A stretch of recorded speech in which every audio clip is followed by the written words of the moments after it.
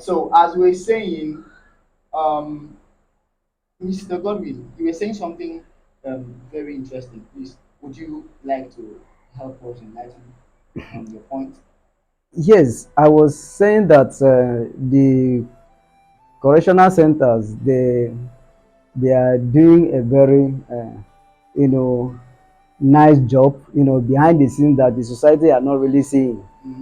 Because a lot of people think that when these people are being sent to the custodial center, that they are neglected, they come out and become more hardened. Mm. But it's not like that. It's never like that. Are you serious? Because the new correction right now, the correction as it is right Okay. now, the rehabilitation that is going on there, I have not seen any inmate that is sent to the prison, have been convicted and serve, finish his sentence and go back to the society and become a tout. Most of them, we equip them with skills, they have Wow. handwork. Wow. So as they are coming out, I think I should applaud you guys for that. they have something tangible doing. So it's not about coming out to indulge in crime again. No. So they go as far as sensitizing the public. Right now, if you be hearing of listening to radio programs and that, you will hear Correct Live radio show, sensitizing the public on the happenings, how inmates are reformed. So it's not about the society should change this narrative of thinking of if an inmate is back to society, becomes worse. No, it is the responsibility of the society to embrace them, teach them love, make them feel at home, so that they will not go back. Okay. So So what the way they were before. All right, thank you very much for such a wonderful point. Ms. Gochi, please, I want to come back to you. Is there something that you think one can do while witnessing a crime scene? Is there anything that you think one can do? Well, if someone is opportune, should I call it opportune or unfortunate to witness a crime scene, the best thing to do would be to call a security agency, that their hotline something. But then in Nigeria here, I don't think there is any hotline that actually goes through. I don't know if that thing is actually real. Personally, I don't know. So me personally, imagine I'm witnessing, like last year I witnessed a shootout at Plaza. Imagine witnessing such incidents and knowing fully well that if I dial the hotline, it will not go through. To be sincere, You will be grace. I go run. Because you have to protect yourself. Yes, at least I have to be alive to be able to explain what happened. Now. Definitely. Yes, Definitely. but the right thing will actually be to call the security agencies to Okay. it. Okay. Yes. Thank you very much. Mr. Godwin, do you have anything to say pertaining to what she just said, or do you have any counter? Not actually. She had said the real thing is, the main thing to do is to call the law enforcement agents, and if they are not close by, in every society, in every community, there are people that are governing that area. Of course. Get me? There are youth leaders, there are community heads, and all that. So it depends sometimes the gravity of the offense and the kind of offense where you witness. That is why every member of the society, they are supposed to have a police hotline. Wow. And I think I will get one. Immediately I'm done from I will get one. Do not say that Nigerian society, that we are not, you don't think that such lines exist. No. That's where you got it wrong. Okay. Such lines exist. I think from time to time, police do give out their hotlines. But then in case of emergency. if you call these hotlines, they might not turn up when you need them. Police, the law enforcement agencies are not witches. They are human beings. They are not witches. The rest. Sometimes, you have to give them a detailed report of what is going on. You don't just expect them to just appear Anyhow. They are human beings. Eh? You have to give them the details report, and sometimes don't ever think that they are not working. They are doing their work. Of course. Sometimes they may not appear immediately, but does not mean that they are not doing the job. They may not appear immediately, but doesn't mean that they are not doing the job. Working. You get? Okay. Sometimes, crime can take place here, shooting, killing or kidnapping or stuff like that can happen here, and you call the police. The police may not immediately respond, but they have to investigate the matter. And when they investigate the matter, most of the times they apprehend the culprits. So you can't just say they don't do the work.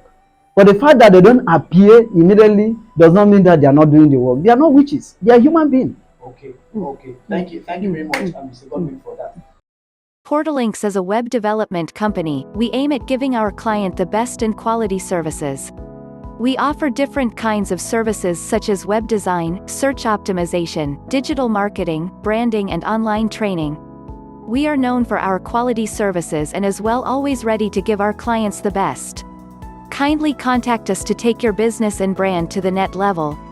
Call us on 090281076662.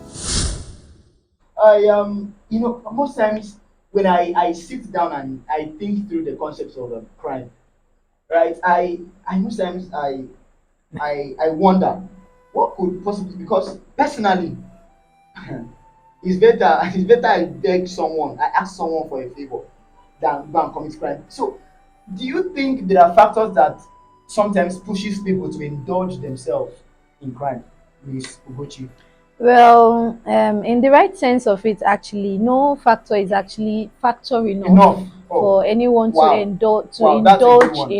in crime. But Yeah. then there are certain things that could push people into doing what they sometimes don't actually want to, but at some point they just feel that's the only option left for them. You understand? Stuff like frustration, unemployment, especially unemployment. People find it very easy to indulge in crime due to unemployment. Like they use unemployment as an excuse for indulging in crime. Like when you graduate from school and then after searching and searching and searching, you're unable to find a job. Meanwhile, someone that you're better than is getting that position because they have connection, and you that is very good, you know what you can They are do. competent. Yes, and then you can't get that employment because you don't have anybody that is there to speak for you. At some point, I think you get really frustrated, and then the next thing is to pick arms, or maybe someone advises you, or maybe a group of friends approaches you to like join them in what they want to do, and then you find yourself falling into it, like taking that bait, because to you that's the easiest way to step out of what you're currently Okay, so into. like what you are trying to really say is that at the end of it, no factor is factor enough, right? Yeah, That's what you mean. yeah. Oh, that's a very good one. Okay, ladies and gentlemen, we have come almost to the end of today's episode of Talk Data. And before we leave you, I want you, Mr. Godwin, to reiterate on some point that you made. So I want you to at least talk to our youth out there. What is your advice to the youth that are watching you right now? My advice to the youth is very simple. Okay. Crime does not pay. Yeah. You may think that indulging in crime that you are making it As a tough guy. as a tough guy, you're a hard guy, you've made it, you've arrived. Oh my God. You want your peers to envy you and all that. Crime does not pay. It can give you a very temporal, enjoyment. Yes. Very Because of the temporal. influence you get. Very, very temporal. But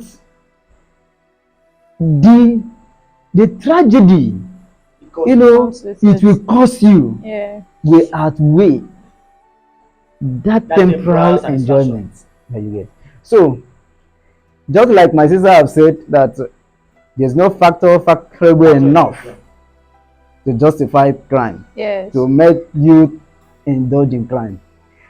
There is no factor, be it unemployment. There are people who have not gone to school. but they are doing something so productive. Yes. They are even employing those with degree. Yeah, of course. So there is no factor, factor enough to think of, going into crime and stuff. People sell pure water and make it in life. Yes. People sell buns and make it. People fry akara and make it. So why is your own case different? Why should you think that picking arms to go and rob, to kill, and kill someone, to kidnap is the best way for you to get out of poverty? It can never be the best way. Oh. So crime has never paid anybody. It can only give you a very temporal satisfaction.